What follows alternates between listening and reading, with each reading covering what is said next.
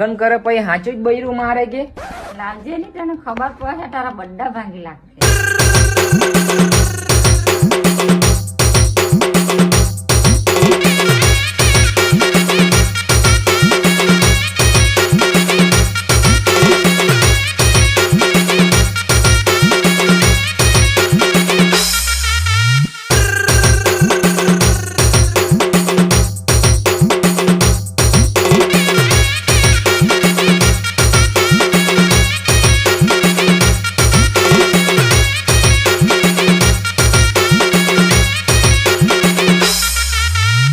ભાઈના મામા આવે છે,